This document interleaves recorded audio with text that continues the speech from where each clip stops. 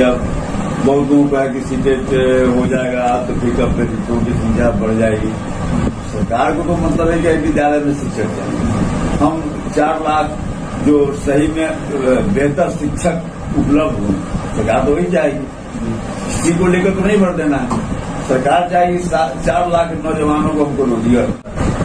अभी हमारे साथ चित्रंजन गगन हैं जो कि मुख्य प्रवक्ता है आरजेडी से। तेजस्वी यादव ने कहा था कि हम पहली कैबिनेट में युवाओं को रोजगार के लिए काफी मशक्कत करेंगे और रोजगार देंगे। क्या कुछ तैयारियां हैं रोजगार को लेकर? देखिए, उन्होंने कहा था कि पहली कैबिनेट की, तो हम तो कहते हैं कि पहली कैबिनेट के आज ओथ लिए हैं और ओथ लेने के बाद उसी समय प्रेस के सामने उन्होंने कहा कि हम 10 लाख का जो वादा हमारा है हम इस पर एक्शन में आ गए।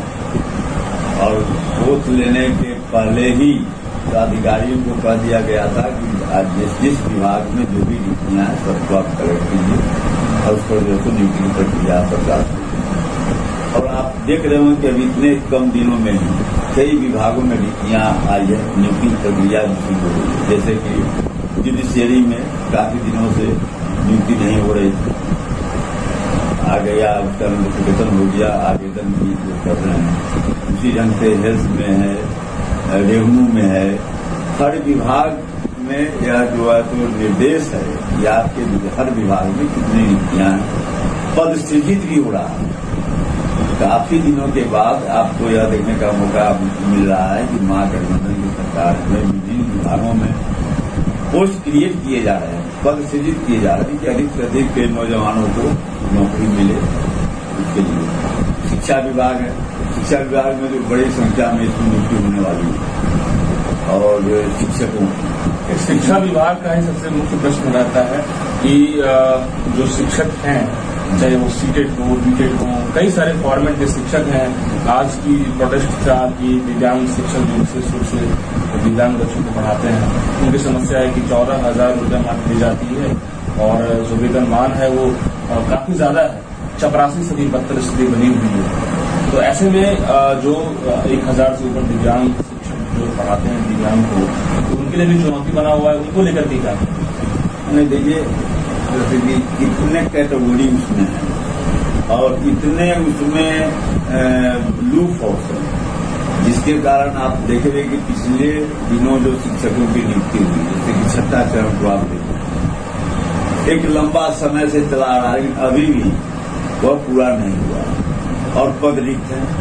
तो नियुक्ति की प्रक्रिया लंबी चलती है, अब पद रिक्त रह जाते हैं। तो ये सारी जो खामियां हैं, अभी जो विलम्ब हो रहा है, इसीलिए विलम्ब हो रहा है कि अब जो जिस नियमावली के तहत नियुक्ति करने को माननीय सरकार पहल कर रही है, तो उसमें है कि इन खामियों को हम इतना मिनिमाइज कर सकें। मान लिया कि हमने प्रक्रिया शुरू किया और कोई ऐसा खामी नहीं रह जाए जो कोई चला जाए फिर कोर्ट में, फिर जो है कोर्ट में जो लटका हुआ रहता। तो सर, युवाओं का इंतजार है इस बात का कि आखिर खामियां कब तक खत्म होगा? नहीं सर, युवाओं का जो इंतजार है, उनके बीच में आक्रोश भी है, नाराजगी भी है, सबको हम महसूस करें। और मैं महसूस कर रहा हूँ कि उनकी नाराजगी गलत नहीं है, क्या आक्रोश जो है वो गलत नहीं है, लेकिन उन्हीं के हित में ऐसा नहीं माने महागठबंधन की सरकार करने वाली है कि हाथ लगा दी और उसके बाद जो है सो बस चलता रहे, न नियुक्ति हो, आप जो है सो 10 गोल पात चलते रहिए, वैसी बात नहीं। बिल्कुल, वर्गवाने की तो बात तो नहीं होना चाहिए, लेकिन सर बात आती है कि यदि आप सरकार में आए हैं और जिस मुद्दे और जिस ऊर्जा के साथ आप आए हैं, तो उसको लेकर भी आप कितना फास्ट एक्शन मोड में आकर के युवाओं को साल 6 महीना साल में तो होता है कि टाइम दायरा होता है कि आप बहुत कुछ बदल सकते हैं तस्वीरों को। सिस्टम जब गड़बड़ हो जाता है, नया सिस्टम शुरू करने में ज्यादा कठिनाई नहीं होती, लेकिन जो सिस्टम में गड़बड़ियां रहती हैं उसको दुरुस्त करने में काफी उसमें समय लगता है। आपको लगता नहीं कि सर सिस्टम दुरुस्त होने में फिर से विधानसभा का चुनाव आएगा? नहीं, यह बहम लोग जो है वह बहम गलत है, समझे ना। या बहुत लोगों को लग रहा है कि यहाँ 24 के चुनाव तक आएगा। कई युवाओं की ये भ्रांतियां हैं, तरह तरह की भ्रांतियां हैं। तरह तरह की भ्रांतियां हैं। कुछ भ्रांतियां तो वो जो है उनकी निजी स्वार्थ के कारण है। जैसे कि अब बहुत लोगों का है कि सीटेट हो जाएगा तो पिकअप पे सीटों की संख्या बढ़ जाएगी। सरकार को तो मतलब है कि विद्यालय में शिक्षक है, हम 4 लाख जो सही में बेहतर शिक्षक उपलब्ध हो, सरकार तो वही चाहेगी। किसी को लेकर तो नहीं भर देना है, सरकार चाहेगी 4 लाख नौजवानों को हमको रोजगार देना है, नौकरी देना है। विद्यालय में शिक्षा का स्तर भी सुन ले, वो अभी ख्याल रखना है। किसी के साथ हकमारी नहीं हो, यह भी ख्याल रखना है। मान लीजिए ज्यादा मेरिट वाला अगर लड़का है वो अगर सड़क पर आ जाता है, कम मेरिट वाला अगर आ जाता है तो अभी नहीं होना चाहिए। तो इन सारी बातों को ध्यान में रख सरकार पहल कर रही है। निश्चित रूप से थोड़ा बेहतर, किसी चीज को बेहतर बनाने के लिए तो उसमें थोड़ा समय देना पड़ेगा। जैसे कि सर 3 लाख शिक्षक कम से कम सरकारी विद्यालयों में बहाल होना अत्यंत जरूरी है। तो ऐसे में कम से कम 50,000 या लाख या 25,000 या 30,000 ऐसे कुछ ऐसे संख्या में शिक्षकों की नियुक्ति परमानेंट स्तर पे बहाली के लिए बातें आखिर देखिए, अब जो प्रॉब्लम है इसी बार प्रॉब्लम, इसके बाद जो जैसे पहले राजद शासन काल में रेगुलर टीचर की बहाली होती, दारूल से हम जो शिक्षक हुआ वो परमानेंट था। हाँ, उस समय रेगुलर टीचर की बहाली होती थी। रिक्तियां जैसे जैसे हर साल जितनी रिक्तियां होती थी उसी के अगेंस्ट में नियुक्ति होती, प्रक्रिया अपना नियंत्रण होती है। बाद में कई कारण हुए जिसके कारण जो है स्वास्थ्य सिस्टम में काफी बदलाव हुआ। उस समय बल्कि जो स्वीकृत पद थे शिक्षक थे, उससे अधिक शिक्षकों की आवश्यकता पड़ी सब शिक्षा अभियान में। तो शिक्षा मित्र की जो नियुक्ति हुई वह सरप्लस, वह रेगुलर नहीं। तो इसलिए बीपीएससी के माध्यम से शिक्षकों की नियुक्ति हुई, क्योंकि राष्ट्रीय जनता दल उनका प्रतिनिधित्व करती है जो समाज के अभियंत्रिक फायदा, उनके बीच में शिक्षा लेना चाहती है जो कि अंतर्गत शिक्षा से मजबूत है। तो इसलिए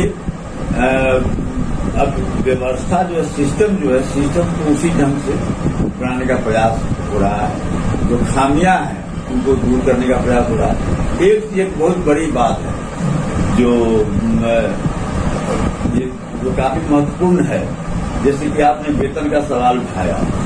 स्थिति यह है कि शिक्षा मद में जो राशि बिहार को मिलनी चाहिए, जैसे हर मद की स्थिति हुई है, हर मद में केंद्र सरकार जो है बिहार का जो उचित हिस्सा है वो अभी नहीं दे रही। और शिक्षा के मद में जो है जो केंद्र को जो अंशदान देना है शिक्षकों के वेतन के मद में हो रहा है, ऐसा हो रहा है। बीजेपी की अगर ईमान साफ रहता है तो ऐसी समस्या नहीं, कोई अनजान में नहीं हो रहा। जानबूझकर कि चूंकि यह महागठबंधन की सरकार का बेहतर परफॉर्मेंस नहीं है, तो इसलिए आर्थिक रूप से जितना मन हो सके इसको जो है सो परेशानी में डालो। जब अर्थ नहीं रहेगा तो विकास का काम नहीं हो पाएगा। जैसे कि अब शिक्षक है ना, शिक्षक अब सवाल उठ रहा था कि सर दीपावली है और वेतन नहीं मिला।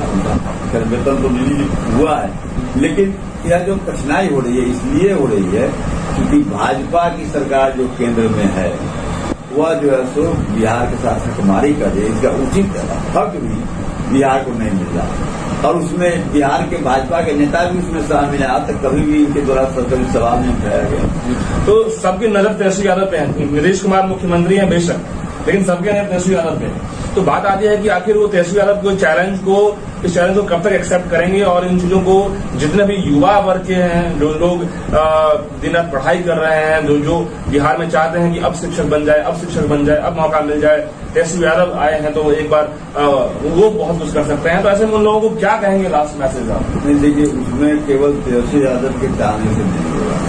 बिहार का सरकार, किसी की सरकार, मैं नहीं कह रहा हूँ तेजस्वी जी की सरकार है, महागठबंधन की सरकार है, किसी की भी सरकार है, अगर हमारा हक है, कोई अपने पास से पैसा नहीं दे रहा है, भाजपा को अपने जेबी से निकाल के नहीं पैसा देना पड़ रहा है, हमारा ही पैसा है। हमारा जो शेयर है, हम जो जीएसटी में हम जो यहाँ से बिहार से जो देते हैं वह राशि हमको नहीं मिली, उसमें जो हमको शेयर होना चाहिए वह नहीं मिल रहा है। लेकिन सर इरादा यदि बुलंद हो तो सारी चीजों को तो इसलिए कारण है कि हर बिहारी को यह सोचना पड़ेगा हर बिहारी को यह सोचना पड़ेगा कि हमारा जो हक मार रहा है उससे कैसे